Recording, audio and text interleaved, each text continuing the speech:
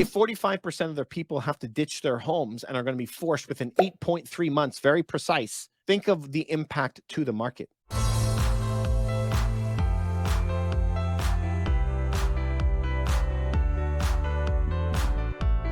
45% of people may be forced to sell their properties. This has been in the news lately. It causes a lot of worry, a lot of stress to people. Now, we got to dig into this a little bit more to see what's actually going on. So there has been some polls that were done. Let's try to pull up and see this on Yahoo Finance. 45% with variable mortgages say they would have to sell in under 9 months. Now, we don't normally see them put a time frame on this, but it says that homeowners with fixed rate mortgages are feeling less pressure than the variable rates, of course. 35% of Canadian homeowners say that they can handle the Bank of Canada's current benchmark rate at 4.5 for an average of less than 10 months before they'd be forced to sell their home. It also found that 11% of Canadians said rising interest rates have forced them to make drastic financial adjustments and lifestyle changes. 22% said very serious pressures on them. Now, let's dig into that for a little second. There is nobody, if we went back to 2019, before there was any trouble, before interest rates went bananas, if I went and polled 100 people on the street and said, hey, ladies and gentlemen, how are you today? Are you having a great day? Do you have an extra $2,000 a month just to give away to the government for no reason? And I would ask everybody on the street, I guarantee you, everyone say, I don't got that kind of money lying around. So where is it coming from? Where is it coming from? And this is what we're seeing right now is credit card usage go up, straight up. Canada, the States, Europe, Australia, all of them. They're all raising interest rates and they're all spending more on their credit card. And what's happening to people's savings accounts? It doesn't matter what country you look at, all people's savings accounts are going down. So you should be able to see something that is coming. So if we go back to that article, they said on average, less than 10 months, 45% of Canadians with variable mortgages would be able to ride it out for 8.3 months. Could we, for just rounding's sake, call that 8 or 9? Maybe call it 9. If you guys have been following me for any amount of time, you know that I've been telling you 12 to 18 months to see the real effects of interest rates. Interesting, right? Interesting. We're now at like 10 months since we have raised those rates. You add that other 8 that they're talking about. Now you're at 18 months. Is that a coincidence that we were able to pull that number right out of the air? Listen, guys, this isn't a coincidence. This is just economic principles 101. This is why if you look at any chart anywhere and you see those ragged sawtooth, I can't tell you what it's going to be next day, tomorrow. A lot of people say, well, what do you think the interest rate is going to go up? Listen, guys, they said what the terminal rate will be. They said that they got to be at around 5.25. They already said that. So we know your mortgage rate's got to end up at around 6 or 7. And we know 1% of interest rate is 10% of your home price. Interest rate goes up 1%, home price drops 10%. All right, so let's take a look at some numbers because I feel that is an easy way for us to take a look at that. So go over to Ruff Team Realty. This is my website right here. It's absolutely free, doesn't cost you anything. And go to buyers and go to calculators. Just go down here and let's take a look. Somebody, let's say in Toronto, Vancouver, Montreal, Quebec City, it doesn't matter where you are, a big city, Calgary. 900,000. Now the average price of a home in Toronto is over $1 million, but let's just put 900,000 here, 10% down. Notice how they're the exact same. Notice how it's the exact same down payment, exact same amortization, 25 years. Last year's interest rates, this year's interest rates right now, currently, and they're going higher, but $3,400, $5,100. Okay, so you have to ask yourself, where does that money come from? Where does that $1,600 come from? That's what I'm asking you. If I went before the pandemic and asked somebody, do you have $1,600 laying around every single month? Everyone would go, absolutely, I do not. And now that's what it's costing them.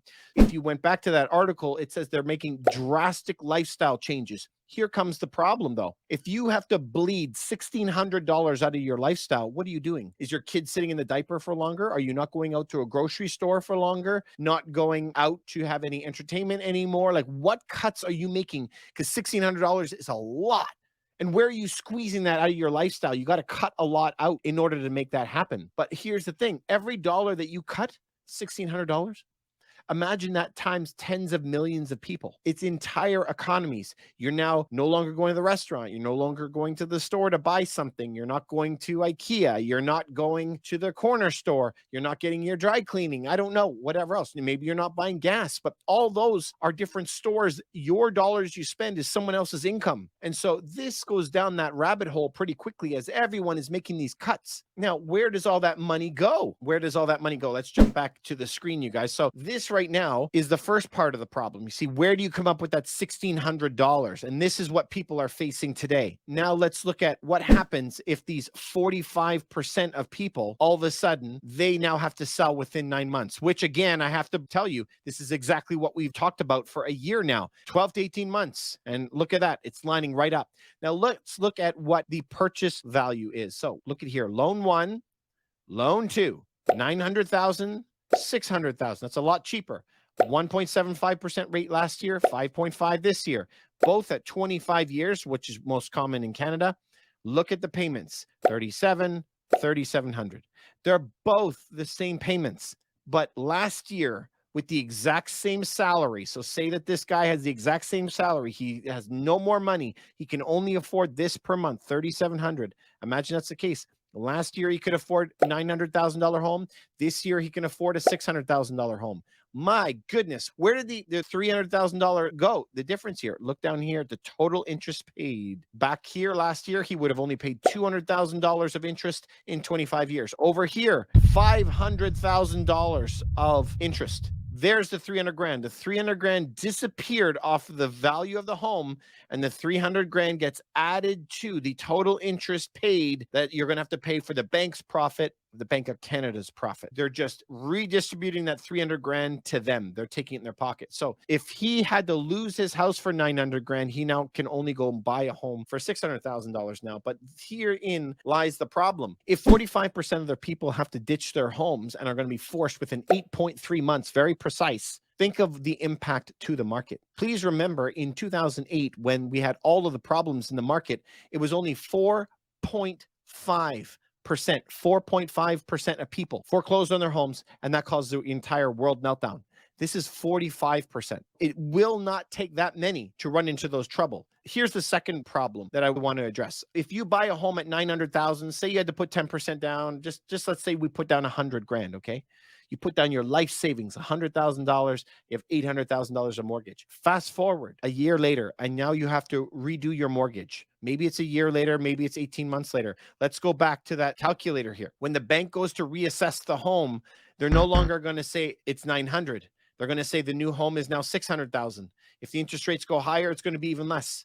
And they're going to go, we're only willing to lend you 400,000 on the home. But he's going to say over here, I bought it last year for 900,000. I owe 800. How do you rectify that? So when he goes to redo his mortgage, he's going to say, I owe 800 on this home still. And they're going to go, well, we only can lend you 400. Where do you come up with the extra 400? They're going to give you 10 days or whatever the time is to come up with that 400 grand magically, or they're going to foreclose on you, kick you out of the house or whatever. So just think about that and the repercussions of this. And now, will this all happen within the next 8.3 months? I don't know. Depends on the economy. But in Canada, we basically all are on variable mortgages. So in the United States, you can lock your rates for 30 years. In Canada, the majority of the time, people lock it for only 5 years, 3 years, sometimes 1 year. Otherwise, you're on variable, right? But the locks are very, very short.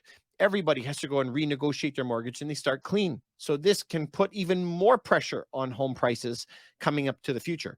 The most common answer of any client that I deal with is, I'm going to wait and see and ride this thing out. You guys know I've been telling you since last April, I think that you should be selling right now, sell your homes. I'm the only realtor online that has told people, please sell your properties as of last year. And I've been telling people, try to go read some books. Ray Dalio, you know, I always keep it on my desk. Peter Zian, The End of the World is Just the Beginning. Educate yourself. But here's the problem. The majority of people will not even get to buying any books or educating themselves at all. So my pleading to you is be curious, want to be more knowledgeable, learn what's going on in the market right now, because your family, your job, your income, your mortgage payments, everything is based on this. So the more education you get, the better it's going to be, the easier it's going to be for you. I always liken it to riding a bike, you know, my dad running behind me. It's very, very scary and you're very upset. But the moment that you get it, you got it. And so what I want for you is to encourage you to keep on learning. And you can go over to the link I'm going to put below. It's the top 10 books that I always recommend for you to read just to start your journey. Anyway, I wish you guys the very, very best. If this has given you any value at all, please consider subscribing. Please send it to a friend. We really, really appreciate it. And we'll talk to you on the next video.